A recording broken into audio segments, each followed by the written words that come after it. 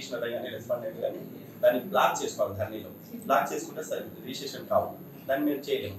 Even though ఒకవేళ court case ఉందని చెప్పేసి మాకు ఆ టైంకి ఇచ్చినా కూడా మేము ఆపి హైయర్ ఆఫీసర్స్తో క్లారిఫికేషన్ తీసుకొని చేస్తాం ఇది. కానీ కోర్టు కేసులో ఉన్న దాన్ని మేము చేయడానికి మాకు ఏ అధికారాలు సార్. ఇప్పుడు ఈ ఉన్న ల్యాండ్ కూడా కోర్టు కేసులో ఉందంటారు కదా, దానికి మీరేమంటారు?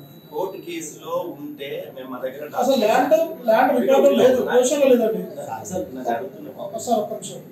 చెప్తున్నా, ల్యాండ్ ఇప్పుడు మల్లారెడ్డికి ఉమ్మకు చేసే ల్యాండ్ పొజిషన్ లో లేదు. మేము పొజిషన్ ఎంక్వైరీ చేయండి, పొజిషన్ ఎంక్వైరీ చేసి పొజిషన్కి వచ్చిన తర్వాత క్లారిటీగా ఉంటే చేయండి. తప్పుడు అద్దులతోటి మన సబ్ రిజిస్టర్ ఆఫీస్లో తప్పుడు అద్దులతోటి ఆయన భూమి రిజిస్ట్రేషన్ చేసుకొని వచ్చిండు. ఒక్కసారి ఆ అద్దుల ప్రకారంగా ఇప్పుడు పొజిషన్ మీదకి వస్తే కోర్టు కేసులో ఉన్న భూమి కూడా ఇంక్లూడ్ అయ్యి ఇందులో ఉంది.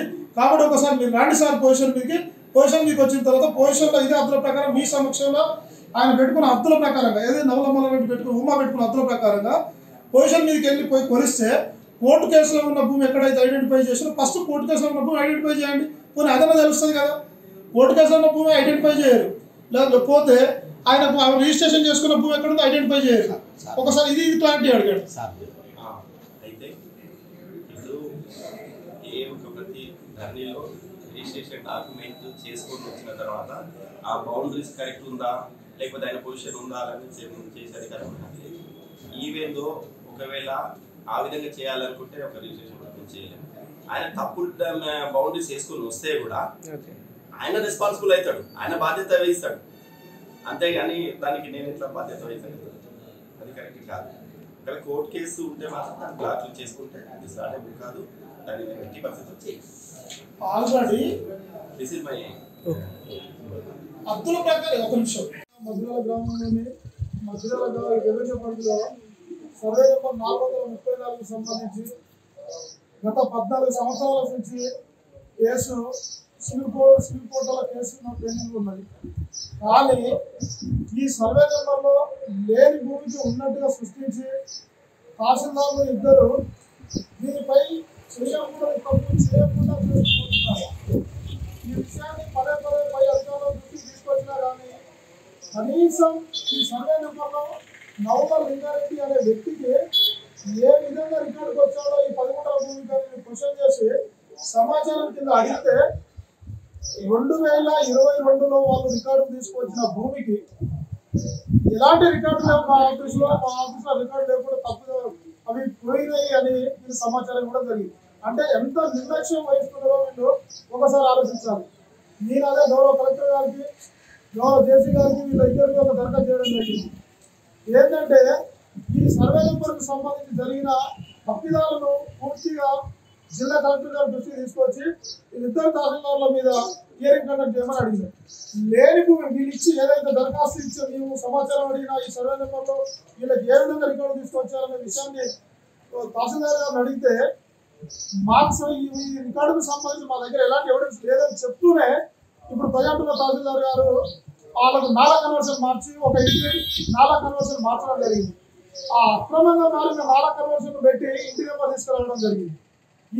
ఇలా తప్పిదాల మీద తప్పిదాలు చేసుకుంటూ ఎలాగూ కేసులో ఫస్ట్ ఏదైతే తప్పిదం చేసి అక్రమంగా 13B ఇచ్చినామో ఆ 13Bని గౌరవ న్యాయస్థానం హైకోర్టు వారు జిల్లా కలెక్టర్ గారు సెక్షన్ చేసేసి 13B క్యాన్సల్ చేసారు.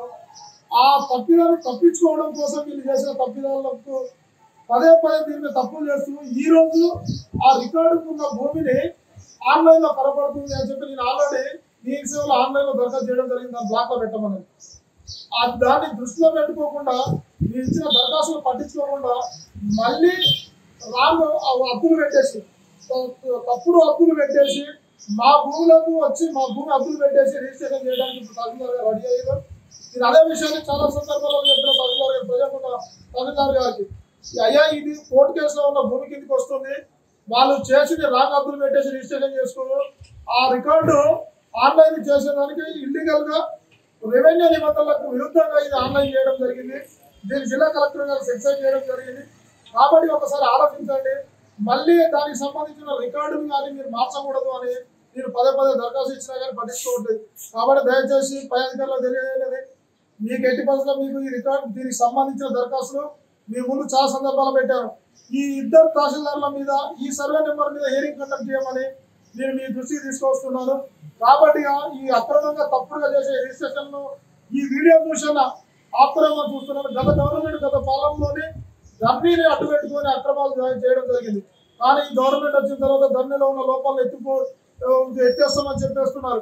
కానీ ఈ ధర్నీలో ఉన్న లోపాలను ఇంకా అలానే అడ్డు పెట్టుకొని ఇసుంటి ఆఫీసర్లు తప్పుడు చేయడానికి సహకరిస్తున్నారు. ధర్నీలో చేసిన తప్పిదాలకు వీళ్ళ మీద క్రిమినల్ కేసులు పెట్టాలని కోరుకుంటూ దీనిపై తక్షణమే వీళ్ళపై చర్యలు తీసుకొని హియరింగ్ కండక్ట్ చేయాలని గౌరవ కలెక్టర్ గారిని ఉన్నత అధికారులను కోరడం జరుగుతుంది.